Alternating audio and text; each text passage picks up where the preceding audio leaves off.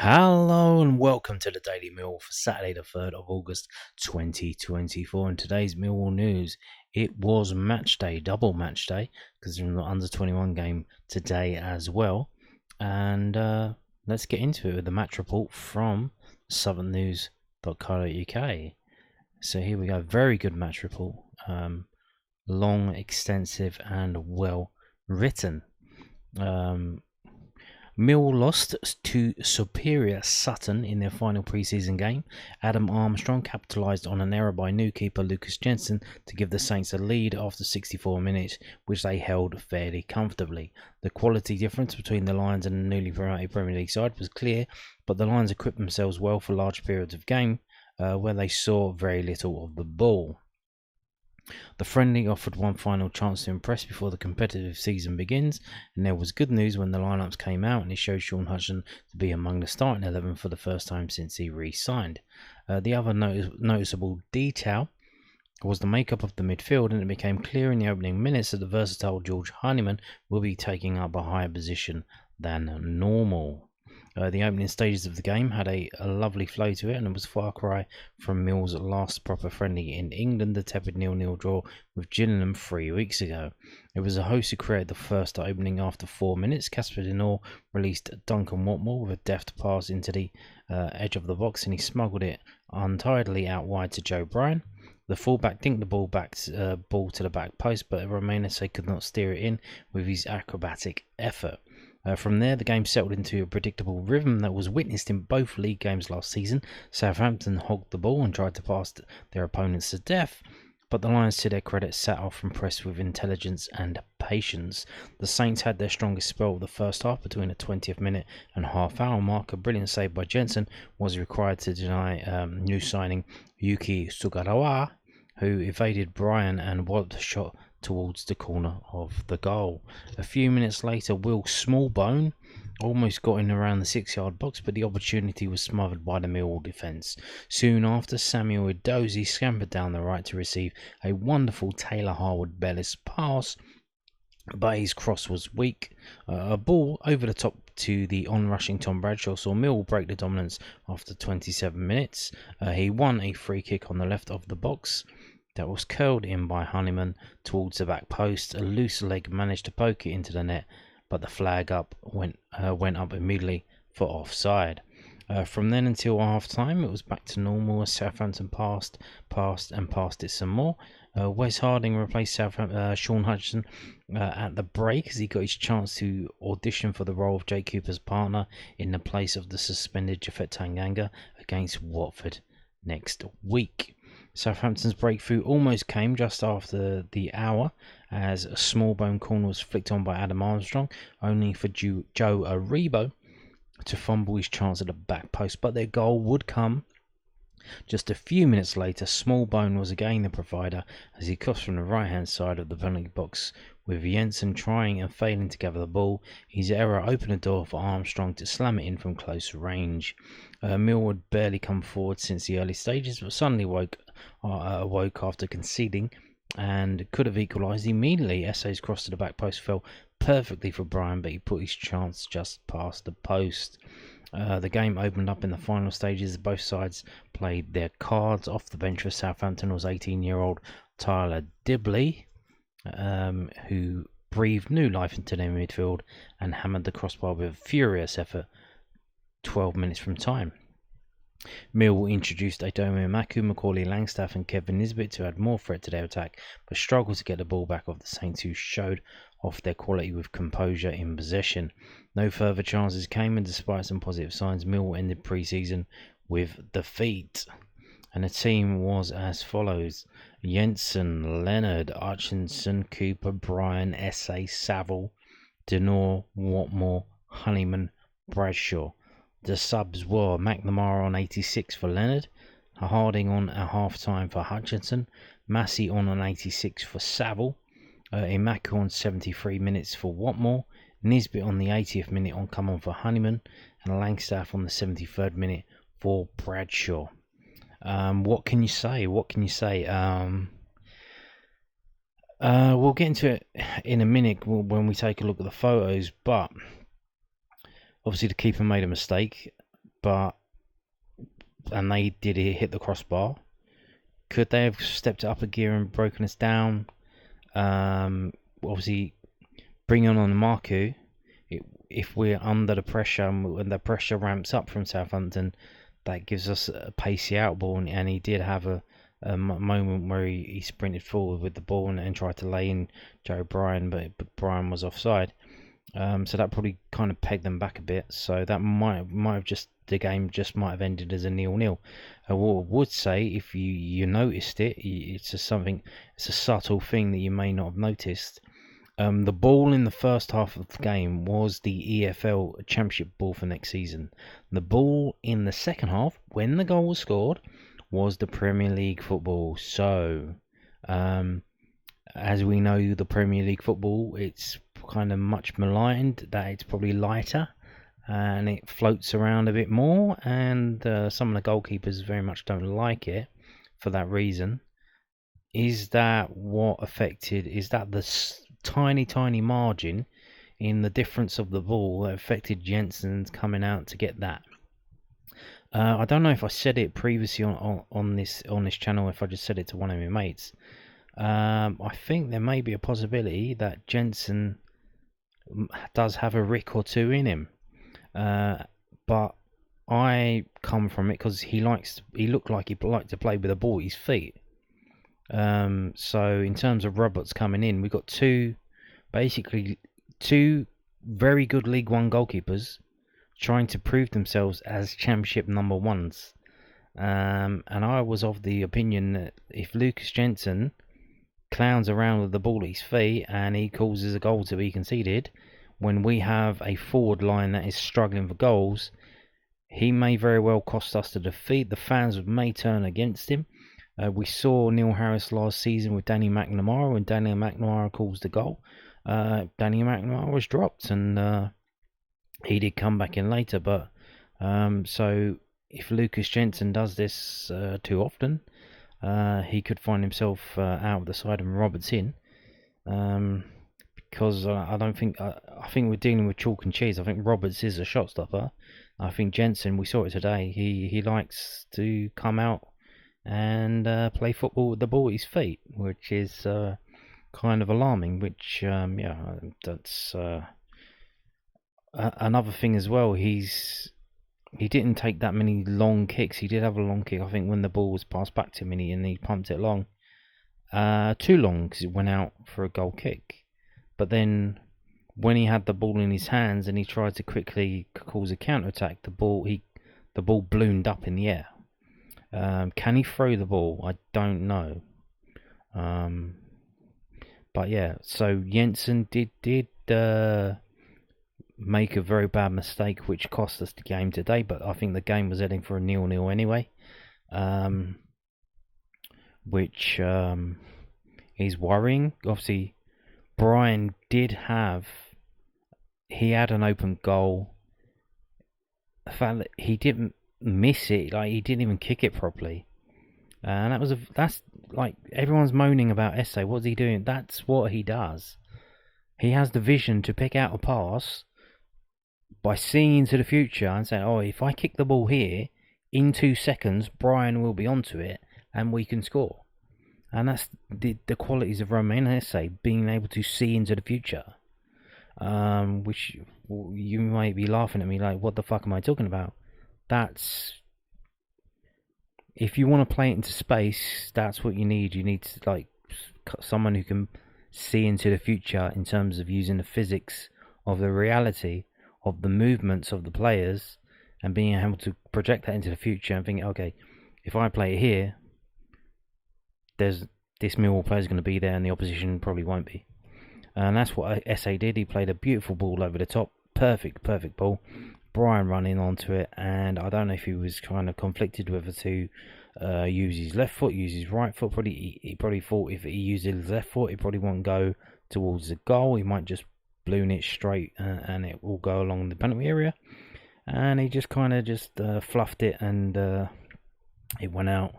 So yeah, that was probably our main chance. The offside one, we did put it in the net, but it was offside all the while.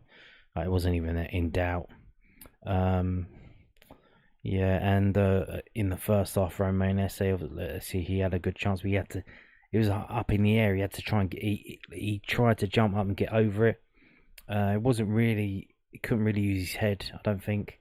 So again, but other than that, I mean, Tom Bradshaw, what he is not what he was. Like, man, we've just signed Langstaff. We've still got Nisbet, and you're still playing Tom Bradshaw. I mean, and we got a Maku with his pace on the bench as well. I mean, what are we doing? The only thing about Bradshaw is like does have that ability to draw a foul. He was like a bit of a punching bag going up there, getting fouled, getting us to set pieces, which obviously we know we're relying on that now, set piece FC.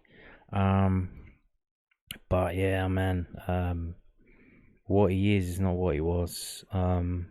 Honeyman in the 10. Obviously, I'll tell you later on about Zion Fleming. Obviously, you can see he wasn't in the squad today. I believe he was at the game. Yeah, Honeyman, very good. Like, Honeyman is the badger. He's running around. He's like yapping at everyone. He's doing the running around that Bradshaw was doing before, but I don't think he can do it anymore. So, yeah, what can you do? One thing I would say is that I don't know how much. I hope we don't play like this against Watford, because apparently, according to Watford fans, they're quite a bit shit this season. They brought in, was it Tom Cleverley, who used to play for them, basically player manager sort of, because he's ex-player, most recently ex-player. So I think they're just trying to save a bit of money by getting like, let's get this someone who's connected to the club to come in. Right, he likes the club. He probably lives local. Let's just get him in. It's basically like a glorified coach rather than getting in like a mastermind manager to come in and do something. They barely signed anyone. The fans are not happy. Apparently, their goalkeeper had a blinder today to keep the score down. I think they played Brentford. I'm not too sure. If I just have a look on my phone while I'm talking to you and waffling on, can I find it here? No, I can't. Although I did see Bayern Munich beat Tottenham. That was kind of funny. What else are we doing? Can I find it here? Watford. Where are you, Watford? It's 1-1. So they drew with Brentford. They were at home as well. So, but apparently, yeah, their goalkeeper had a bit of a blinder. So, yeah, I don't like. We can't be playing like that against Watford because they ain't all that. We need to be on the front foot against them. But I don't know how that's going to work out. Now, let's have a look at this. This is the match gallery from the Den, from millfc.co.uk, the club's official website. Check it out. Why not? The photos from the game today. As you can see, there's the mascot who I told you about yesterday. That goalkeeping kit, that doesn't look that bad. I like that. I don't know what that colour is. What would you call that colour? I would say light brown. You would say beige, but I don't think it's as bad as beige. It's kind of like an off-white, kind of like brown. But yeah. So these are the pictures. That was the chance that Romain said early on. And you can see, look at the ball. The ball is a Puma ball. That's the EFL ball this season. So, and then that's when we played better. We had our ball that I guess we're training with every day. There's George Honeyman, very energetic today. Not too bad. Casper De Noor there. Watmore, and Watmore's face is like. I don't know if they're doing this deliberately to wind him up or something. This is a joke that they have. They always post pictures of Duncan Watmore with his face contorted into these exaggerated situations. It's quite hilarious at times. Macaulay Langstaff there. Did he even touch the ball? I'm not too sure. Denor had a really good pass that he put someone through. That's the goal there, where we got the ball in the net. And you see it was always offside. Jake Cooper there, George Honeyman, Joe Bryan, Ryan Leonard, Tom Bradshaw. We're back to beginnings, so there you go. Pictures from the game now. Some post-match stuff. As you can see, look. So there's a photo here. That ball, that is not the Puma ball for the EFL Championship season this season. So that's what, well, I'm taking solace in. I think that was the issue. Like, you think, well, a ball's a ball. No, the margins. That's how the margins are. That's how thin they are. And that's what you train every day for. And obviously, if we're not training with that ball because we don't really care about winning this game. It's about we train with the EFL ball because we want to win the EFL Championship this season. So there you go. So this is from londonnewsonline.co.uk. Some post-match stuff from Neil Harris, Mill manager. I'd rather him be disappointed today than in a competitive fixture. Mill boss Harris on goal conceding Saints a friendly loss. Millwall manager Neil Harris has given his thoughts on the goal that his side conceded in today's 1-0 friendly defeat to Southampton. Saints striker Adam Armstrong scored in the second half. He was left with simple finish after Lions keeper Lucas Jensen could not prevent Will Smallbone's cross squeezing between his gloves. Yeah, another thing as well. There is no Southampton player around him. You can see within 5 yards, there isn't one. There was no pressure on him. Harris said, half time, in some ways we were disappointed not to be in front because we had the better opportunities and a goal disallowed. Lucas will be disappointed with a goal, but I'd rather him be disappointed today than be disappointed in coming weeks. He showed his qualities with his distribution at times. I'm not just talking goal kicks, but in open play, his decision making and distribution was good and will be effective for us. He made a couple of good routine to good saves that will settle him. It was a brilliant game. Myself and Raz, we spoke before the game and talked about how tactically it was going to go, and they came to us because they wanted to control the football and play against what he classes the best defensive shape in the Championship last season. And we wanted a game because we knew they were the best team we could face pre-season with the ball, and that would test our defensive shape and leadership qualities and our communication and counter-attack qualities as well. The results are irrelevant. Like I've said that in every pre-season game. We had a defensive solidarity and control moments where we let Southampton control the ball and force them to go around us at every opportunity. And we counter-attacked really well. What was missing? Just that final product again. And that's what the recruitment team are looking for, to give me those players that get us the final moments. Yeah, a lack of quality up front, but we've got Nisbet, we've got Bradshaw, we've got Langstaff, we've got Imaku, we've got Essay, we've got Honeyman, we've got Fleming. How can we you're just going to bring even more players in? Surely at least two of them are going to have to go, and it ain't going to be Langstaff or Fleming. Well, it might be Fleming. More on that right now, as I tell you from the South London Press, London News Online. I believe this was from today's game. You can see Zion Fleming is there, Connell Truman is there, Billy Mitchell is there, the three injured players. The three Musketeers. Mills, Zion Fleming and Murray Wallace will miss the start of the Championship season. Yes, he is out.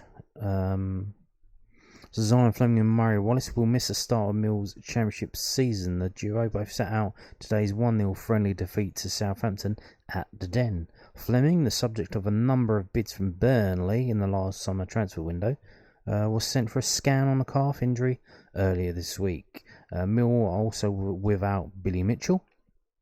The midfielder will also not be available to face Watford next Saturday in SC16. Zion will certainly miss the first week of the season. He's certainly going to miss the first 7 days of the season and maybe the game after against Hull, said Lions manager Neil Harris. I will have to wait and see. He's certainly going to be back after the international break, and it's just whether we can get him involved before that. It's the same calf issue. We've seen a specialist, and he's got an abnormal calf, which is quite bizarre and bloody unlucky for us, and I can't quite believe it.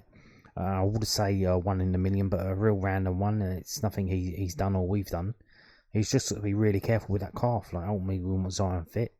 If he misses the first 3 or 4 games, we need him fit for the next 50 games during the season in League One and Cup. If we have to be a little bit slower with that, then we have to be respectful of that.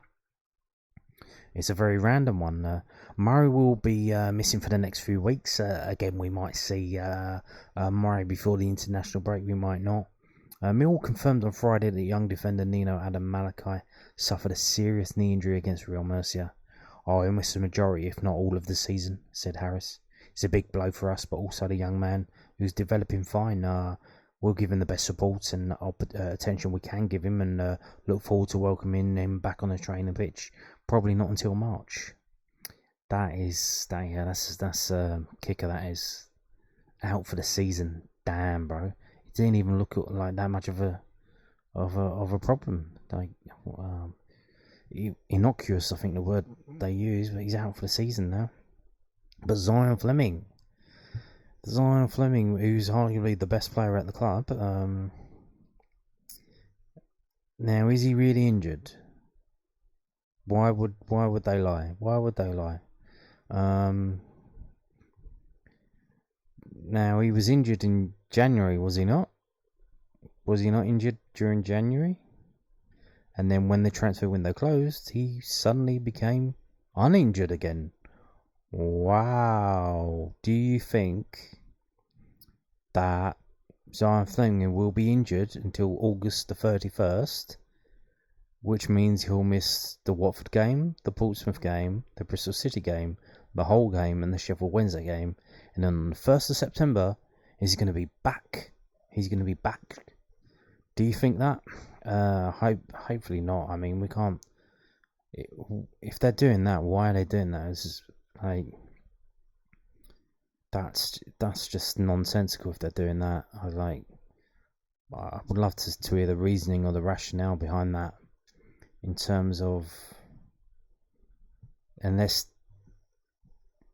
they're hoping someone comes back in and bids for him, and then they'll let him go. But so far, no one hasn't. And maybe they do need the money and they do need to sell him. So if someone does come back in, because obviously the bids came in last summer. So if they were hoping for more bids to come in January, they were probably, okay, we can't get, we don't want him to get injured. We want those bids to come back in. If they come back in, we'll accept them. But the bids haven't come back in, because his season was a bit dog shit. Although our whole season was a bit dog shit, but he wasn't as good as in his first season. And now in the summer, no bids have come in. The window closes in the 1st of September, the midnight. So are they hoping someone comes in so they can sell him? So they don't want him to get injured because they're hoping someone comes in, and no one's coming in yet.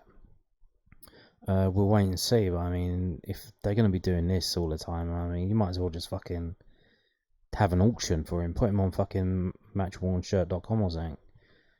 But if he is genuinely injured, then fair play. But I mean, it's very fishy, isn't it? It's all very fishy. But we have to believe them. Otherwise, what kind of world are we going to live in if we can't believe the people that tell us things? What kind of world do you want to live in? That world where you have to question everything? Be like living in the Soviet Russia. Now, moving on to this. We need something up front. We need a cutting edge. We need something. We need some magic. We need some dazzle up front. We haven't got it. Zion Fleming got a bit of it. Romain S has got a bit of it. But other than that, don't really got it. So here we go. This is from londonnewsonline.co.uk. Millwall boss Harris ideally wants player or two signed before Championship opener against Watford. Millwall head coach Neil Harris is still waiting for more transfer window activity, and he is hoping that a breakthrough happens before their Championship opener against Watford next weekend. Why? That will be too late. If you bring someone in, like, how are you going to throw them in straight away? We don't do that with the players we sign, because what happens? They get injured. So it's going to take them a while to get match fit anyway. Steve Gallen, pictured above right, appointed as Lions Director of Football this summer, was at the Den today to watch the 1-0 friendly loss to Southampton. So far, the South London have brought in 2 goalkeepers in Lucas Jensen and Liam Roberts, Notts County striker Macaulay Langstaff and centre-back Japhet Tanganga, who spent the second half of last season on loan from Tottenham. Asked by the South London press after the Saints run out if Millwall were close to any more incomings, Harris said, I don't know. I'll be speaking to Steve Gallen in a minute. I'm sure he will give me an update on to where we are over the last 24 hours. I've been really honest. I was really honest at the fans forum last night. We know where we need to recruit. We've talked about it all summer, so we know. But we also have to be respectful to the level we're at, and it's always been the hardest position to recruit in the top line, and because that's where the demand is and the finances are. And I know the recruitment guys are working extremely hard, and they want to deliver the players to me that we feel we need, and we've got 4 weeks of the window left. Ideally, I'd have a player in or 2 in before Saturday, but ultimately, I also have to be patient as well and work with what we've got in the building. A lot of the players did exceptionally well for me last season, so I'm extremely happy with the group we have got. My thought process is we just need something slightly different in the top line, different options. It's a long season, so we need to make sure we have players coming off the bench and we can rotate as well. I'm not comparing our bench to Southampton's because they're at a different level, but we named 7 subs today because we only had 7 subs. There are under 21s, Carl Smith and Chinook Lee, Reese Williams and Tom Lee, who have been with us, but they need to play at that level to get their fitness and match practice for loan moves or stepping up into our group when required for training, etc. Alfie stayed with us today because he's affected the group exceptionally well and trains brilliantly. He's got a brilliant personality, and I thought it was just nice that he had his debut, albeit not a league debut, in front of fans at the Den. It was a proud moment for him, but ultimately we can't rely on 18-year-old Alfie Massey. What I will say is I'm really pleased with him, and I'm really pleased with Romain and Damu, how they've impacted pre-season, and they will have a part to play. Well, I should hope so. I should hope so. Yeah, I did see somewhere else someone may be thinking that the Ryan Longman deal may be close to being done. If it is the option, I don't know. Apparently Callum Stiles is still around, but he was obviously Gary Rowett's project. Barnsley still haven't sold him. And I believe he's the last year of his contract, so the price should be way down. So that would be an option. I have seen someone mention Philippe Avenatti, who is basically a younger version of Matt Smith, it looks like, playing in Belgium for Kortrijk, who they were struggling against relegation last season. He didn't get that many goals, but seeing the highlights of him after someone mentioned him on Twitter, he seems a pretty decent player. He's a Uruguayan of Italian descent, been playing in Belgium and in Italy. He played for Bologna. 31 years old, so I don't know if there's connections there, maybe if Casper De Nor knows him or someone knows him, but that wouldn't be a bad signing, Philippe Avenetti. And watching the highlights as well, his teammates weren't really playing to him. They were all like 5'5", and he's like 6'5", and he moves as well. He's not slow, but yeah, they weren't passing it to him. Certainly not in the air. And you'd imagine if we got a player like that, like, we'd be pinging balls into him all the time. But there you go. Now, there was another game today, and if you were at the Southampton game and you ventured down to East Dulwich to watch Dulwich Hamlet versus Millwall under-21s, you may have missed the goal and then ended up watching the rest of the goalless game, because the goal was scored after 10 minutes, and we've got this from Mick Murphy on Facebook, who's a digital creator, He's got about 4,000 followers, so here we are. He's took a load of pictures. He went down there today. Dulwich Hamlet versus Millwall U21s. 1-0 to Millwall.